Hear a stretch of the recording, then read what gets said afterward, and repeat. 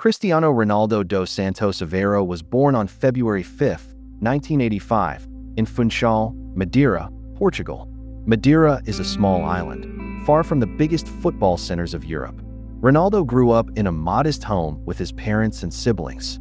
His father, José Denis Aveiro, worked as a municipal gardener and also did kitman work for a local football club. His mother, Maria Dolores, worked as a cook and cleaner to support the family. The family did not have much money. Ronaldo has often spoken about how difficult life was during his childhood. He shared a room with his siblings, and the family struggled financially. But from a very young age, one thing was obvious. Cristiano loved football more than anything. He wasn't just playing for fun. Even as a child, he played with intensity. He hated losing, and if his team lost, he would cry. That competitive fire was already there. Football was not a hobby to him. It felt like his purpose. Ronaldo began playing for Andorinha, where his father worked. He was only a child, but his talent was clear. He was quick, energetic, fearless, and obsessed with the ball. After that, he joined Nacional, one of Madeira's bigger clubs. His performances there attracted attention from clubs on mainland Portugal. At just 12 years old, Ronaldo left Madeira and moved to Lisbon to join Sporting CP's academy. This was one of the biggest turning points of his life. He had to leave his family, his island, and everything familiar behind. Imagine being 12 years old and moving away from home to chase a dream. Ronaldo had to adapt to a completely new life. He was lonely, emotional, and far from his mother. Some people even mocked his Madeiran accent. But instead of giving up, he worked harder. This period shaped him. It taught him independence, resilience, and sacrifice. He knew that if he wanted to become a professional footballer, he had to survive this stage. As a teenager, Ronaldo faced a serious challenge. He was diagnosed with a heart condition called tachycardia, which caused his heart to race abnormally even when he was resting. For a young player with dreams of becoming a footballer, this could have been devastating. Fortunately, he underwent a procedure to correct the problem and recovered quickly. Soon after, he was back training. That moment is important because it reminds us that Ronaldo's journey was never perfectly smooth. Even before he became famous, there were obstacles that could have changed everything. At Sporting CP, Ronaldo developed rapidly. He moved through the youth ranks and impressed coaches with his speed, dribbling, flair, and confidence. He could beat defenders one-on-one, and he had the type of athleticism that made people stop and watch. He eventually broke into Sporting's first team. In 2002, as a teenager, he made his senior debut. Very quickly, people in Portugal started noticing that this wasn't an ordinary young player. He had raw ability, but he also had personality. He wanted to entertain, dominate, and prove himself. The biggest moment of his Sporting days came in a pre-season match against Manchester United in 2003. Sporting beat United, and Ronaldo was outstanding. He dribbled past defenders, attacked with confidence, and left a strong impression on the United players. The story goes that several United players told manager Sir Alex Ferguson that the club had to sign him. Soon after that match, Ronaldo joined Manchester United in 2003, becoming one of the most exciting young signings in Europe.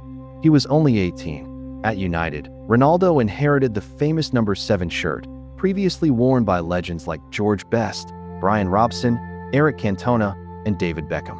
That shirt carried enormous pressure. Ronaldo was talented, but he was still raw, full of tricks, speed, and ambition, but not yet the complete player he would later become. In his first seasons at United, Ronaldo excited fans, but also frustrated some people. He loved dribbling and skills, but critics said he was too flashy, too selfish, and not always effective. English football at the time was physical and intense. Ronaldo had to become stronger, smarter, and more decisive. Sir Alex Ferguson played a massive role in his development. Ferguson believed in him, protected him, and pushed him to improve. Ronaldo learned how to use his talent more efficiently, when to dribble, when to pass, when to shoot, and how to become more dangerous in front of goal. Slowly, Ronaldo transformed from a talented winger into a devastating attacking force. He became faster, stronger, more clinical, and more disciplined. He worked obsessively on his body, his finishing, his heading, his free kicks, and his overall game. By the mid-2000s, he was no longer just a promising youngster. He was becoming one of the best players in the world, With Manchester United, Ronaldo won major trophies, including Premier League titles, FA Cup, League Cup, UEFA Champions League, FIFA Club World Cup. The peak of his first United spell came in the 2007-08 season. Ronaldo was sensational. He scored goals constantly, destroyed defenders, and carried United in huge matches. He helped them win the Premier League and the Champions League. That same year, he won his first Ballon d'Or, awarded to the best player in the world. It was a defining moment. The skinny boy from Madeira had become the best footballer on the planet. While he was rising at club level, Ronaldo was also becoming the face of the Portuguese national team. Portugal has had great players before, but Ronaldo quickly became the central figure of the country's football identity. He represented Portugal at youth level and then became a senior international as a teenager. One of his first major tournaments was Euro 2004, hosted by Portugal. The team reached the final, and the country believed it could win its first major trophy. But Portugal lost the final to Greece. Ronaldo was heartbroken. Images of him crying after the match became symbolic of how deeply he cared. That defeat stayed with him. Over the years, Ronaldo kept returning to international tournaments with one goal: win something for Portugal. In 2009, Ronaldo made the biggest move of his career at that point. He joined Real Madrid CF for what was then a world record transfer fee. At Real Madrid, the pressure was even greater. This was one of the biggest clubs in the world, and he arrived with a massive price tag and global expectations. Also, he was entering an era where another football genius, Lionel Messi, was dominating at FC Barcelona. The rivalry between Ronaldo and Messi would define an entire generation of football. At Real Madrid, Ronaldo's numbers became almost unbelievable. He scored at a rate that looked unreal. Season after season, he delivered goals, assists, match-winning performances, and moments of magic. He evolved from a winger into a complete goal machine. He could score with either foot, from distance, from inside the box, from headers, from penalties, and from free kicks. He became one of the most complete attackers football had ever seen. The Ronaldo-Messi rivalry pushed both players to insane levels. Every season became a race. Who would score more? Who would win the league? Who would win the Champions League? Who would win the Ballon d'Or? Fans debated endlessly over who was better. Messi was often seen as the natural genius, while Ronaldo was viewed as the relentless worker who maximized every ounce of talent through discipline and obsession. Whether or not that contrast was fully fair, it became part of Ronaldo's public image. Ronaldo's years at Real Madrid were historic. He became the club's all-time leading scorer and won La Liga, Copa del Rey, Spanish Super Cup, for UEFA Champions League titles with Real Madrid, multiple FIFA Club World Cups, multiple Ballon d'Or awards. One of the greatest chapters of his career came between 2014 and 2018, when Real Madrid dominated the Champions League. Ronaldo was central to that success. He scored in crucial knockout matches and finals, and he built a reputation as one of the greatest big-game players in football history. His ability to deliver under pressure became one of his trademarks. For years, one criticism followed Ronaldo. Despite his brilliance at club level, he had not yet won a major trophy with Portugal. That changed at UEFA Euro 2016. Portugal's campaign was not straightforward. They did not dominate the tournament in spectacular fashion, but they survived, fought, and stayed alive. Ronaldo led from the front with goals, leadership, and emotional intensity. In the final against France, Ronaldo suffered an injury early in the match after a challenge from Dimitri Payet. He tried to continue, but eventually had to leave the field in tears. It looked cruel, another dream slipping away, but instead of disappearing emotionally, Ronaldo became a second coach on the sidelines. He shouted instructions, encouraged teammates, and lived every second of the match from the touchline. Portugal eventually won 1-0 after extra time, thanks to Eder's goal. It was one of the most emotional moments of Ronaldo's career. Portugal had finally won a major international trophy, and Ronaldo had helped lead them there. The image of him crying again, this time with joy, completed a powerful circle from the heartbreak of Euro 2004. Ronaldo's international journey did not end with Euro 2016. He continued to lead Portugal and later helped them win the UEFA Nations League in 2019. By this point, he was not just Portugal's biggest star. He had become one of the greatest international players ever. He broke scoring records, appearance records, and milestone after milestone for his country. For Portugal, Ronaldo became more than a player. He became a symbol of ambition and belief. In 2018, Ronaldo shocked many fans by leaving Real Madrid and joining Juventus FC in Italy. At the time, he had already conquered England and Spain. Moving to Italy was seen as another challenge, another opportunity to prove himself in a different league, with different tactics, different defenders, and a different style of football. At Juventus, Ronaldo continued scoring heavily and won Serie A titles and domestic trophies. Although Juventus did not achieve the Champions League success they hoped for during his time there, Ronaldo's individual impact remained significant. Even in his 30s, he maintained extraordinary physical standards. He still had pace, power, leap, and finishing ability that younger players struggled to match. In 2021, Ronaldo returned to Manchester United. For many fans, it felt emotional and symbolic. He was coming back to the club where he had first become a superstar. His return generated enormous excitement. He scored important goals and showed that his finishing ability was still elite. But the team as a whole struggled. United were unstable, changing managers and lacking consistency. Ronaldo's second spell at United was much more complicated than his first. There were moments of brilliance, but also tension, criticism, and frustration. Questions emerged about tactics, squad balance, and whether the club's direction matched Ronaldo's ambitions. Eventually, the relationship ended in a dramatic and public way. One of the heaviest moments in Ronaldo's life came in 2022, when he and his partner Georgina Rodriguez announced that one of their newborn twins had passed away during childbirth. It was a devastating personal tragedy. This matters because public figures are often seen only through performance, headlines, and trophies. But behind the football career is a human life with grief, family, pressure, and pain.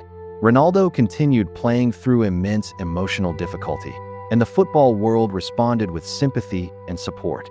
After leaving Manchester United, Ronaldo joined Al Nassr FC in Saudi Arabia. This move marked another major turning point. Some people saw it as the final stage of his club career, while others viewed it as a significant moment for football in the Middle East, because Ronaldo's arrival increased global attention on the Saudi League. His move was about more than just football. It had commercial, cultural, and sporting impact. Ronaldo remained one of the most famous athletes in the world, and his presence helped raise the profile of the league internationally. To understand Ronaldo's story, you have to understand why he became so great. It was never just talent. Ronaldo is famous for his discipline. He trained relentlessly, took care of his body, studied his performance, and pushed himself year after year. Many players are talented. Very few are as obsessed with maximizing that talent. At his peak, Ronaldo was a physical phenomenon. He had incredible speed, explosive power, remarkable jumping ability, stamina, strength, balance. He could outjump defenders, outrun fullbacks, and strike the ball with incredible force. Ronaldo became one of the greatest goal scorers ever because he developed every possible way to score: headers, long-range shots, poacher finishes, penalties, volleys, counterattacks, set pieces. He didn't rely on one specialty. He became dangerous from everywhere. Perhaps his biggest weapon was mentality. Ronaldo believed he should be the best. Some people found that confidence inspiring, others saw it as arrogance. But there is no doubt that his self-belief helped drive his success. He responded to criticism by trying to prove people wrong. He wanted pressure. He wanted the biggest stage. No honest story of Ronaldo is complete without mentioning that his career has also included criticism and controversy. Some critics have said he can be too focused on himself, too emotional, or too demanding. Others have argued that his desire to win sometimes turns into visible frustration with teammates or coaches. He has also faced serious off-field allegations and intense media scrutiny over the years. Public opinion around Ronaldo has never been simple or one-dimensional. Like many global superstars, his legacy includes both admiration and controversy. That complexity is part of the real story. Any full story of Ronaldo also includes the fact that he shared his era with Lionel Messi. Their rivalry shaped football for more than a decade. Together, they raised expectations for greatness to absurd levels. Scoring 40 or 50 goals a season started to look normal because of them. Winning Ballon d'Or awards became a two-man battle for years. People chose sides. Ronaldo for athleticism, mentality, power, and directness. Messi for creativity, playmaking, dribbling, and natural genius. But the bigger truth is that football was lucky to have both at the same time. Ronaldo's record list is enormous. Across club and international football, he has broken or challenged records for goals scored, international goals, Champions League goals, appearances, tournament milestones, hat tricks, knockout stage goals. He has played in England, Spain, Italy, and Saudi Arabia. He has won league titles in multiple countries, multiple Champions Leagues, and major trophies with Portugal. He also built one of the biggest personal brands in sports history. Ronaldo became more than a footballer. He became a global celebrity, businessman, fitness icon, and social media giant. Ronaldo's story is often told through numbers, goals, trophies, records. But the emotional side matters too. He is deeply connected to his family, especially his mother. He has spoken openly about his difficult childhood and about the role his family played in his rise. The loss of his father when Ronaldo was still young affected him deeply. There is also a visible emotional intensity to Ronaldo. He cries when he loses, cries when he wins, celebrates wildly, gets angry, demands more, and plays with visible hunger. That emotional transparency is one reason fans connect with him so strongly. Ronaldo inspires millions not just because he won, but because his life fits a powerful narrative. Humble beginnings, sacrifice at a young age, relentless work ethic, refusal to accept limits, ability to reinvent himself, consistency over 2 decades. He represents the idea that talent alone is not enough. His career is a case study in what happens when talent meets obsession, discipline, and ambition. For young athletes, Ronaldo often symbolizes a simple message: work until your weaknesses become strengths. When football history is written, Cristiano Ronaldo will be remembered as one of the greatest players of all time. Some will remember the explosive winger at Sporting and early Manchester United. Some will remember the unstoppable goal machine at Real Madrid. Some will remember the leader who helped Portugal win Euro 2016. Some will remember the rivalry with Messi. Some will remember the records, the celebrations, the Champions League nights, and the unmatched hunger to keep proving himself. But above all, Ronaldo's story is the story of transformation. He was not born into comfort. He was not handed greatness. He built himself, physically, mentally, technically, and professionally, into a football icon. He turned ambition into a career and a career into a legacy.